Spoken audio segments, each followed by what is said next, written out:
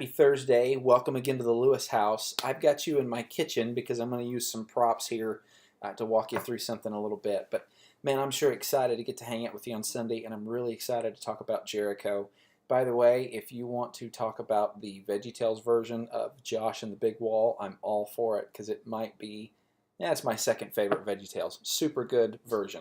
But let's jump right in because there's some cool stuff here. For starters, please, please, please talk about Rahab. I think that's so appropriate because we're in the middle of our Sex to the Max series for students to see God's grace to a sexual offender, someone who's broken his laws about sex. And that's true of people who didn't know all of God's laws and people that do. Grace is available for all people, and specifically to see what God does with our lives long after we've stopped sinning is a beautiful thing. So definitely point out Rahab to him. I think that's really, really important. But look at Joshua chapter 6. Read the whole chapter. There's excellent stuff there. Something cool that the lesson doesn't point out, but I think noting, is the fact that it points out that whenever God sends them into battle, he gives them a battle plan. You're going to march around this city. You're just going to yell for the first 6 days. You're not going to do anything. Just trumpets are going to blow. You're going to march around. This is a crazy battle plan. But I want you to note the fact that he sends the warriors first this time and then the Ark of the Covenant. It's the exact opposite of when they crossed over the Jordan River.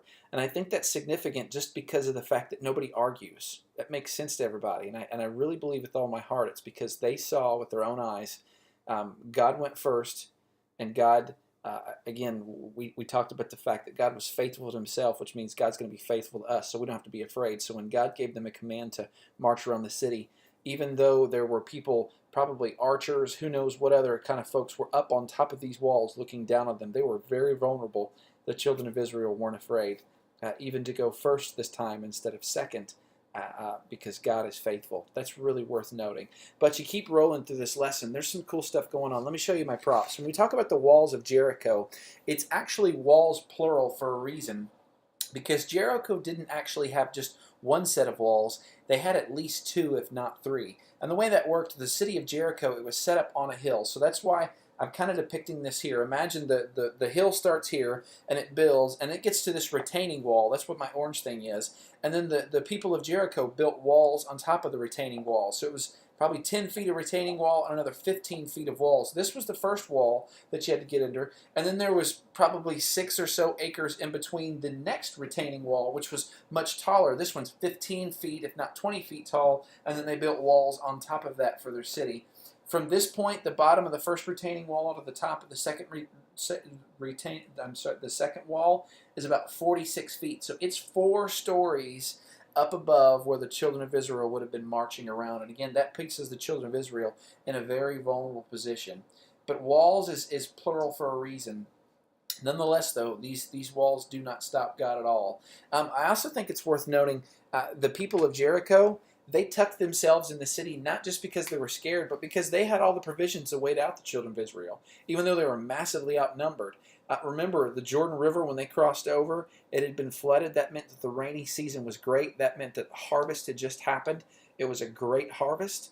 In fact, archaeologists, when they've gone back into the city of Jericho and looked at the ruins, what they found was tons and tons and tons of jarred grains that were burnt because the children of Israel obeyed God completely. They didn't take the provisions. They burnt the city and what was left over. It was an incredible thing. So the Jericho folks were just going to try to wait this thing out. They were trusting in their walls. They were trusting in their provisions. They didn't trust God. The children of Israel, on the other hand, did trust God. God always wins. And the amount of walls, the amount of provisions is irrelevant to God and what he can do. He always meets and satisfies the need. So the children of Israel march around the city. On the 7th day, sure enough, they blow the trumpets, they yell, and the walls fall down. And here's what I want you to catch. The walls, archaeologists know this, the walls fell like this.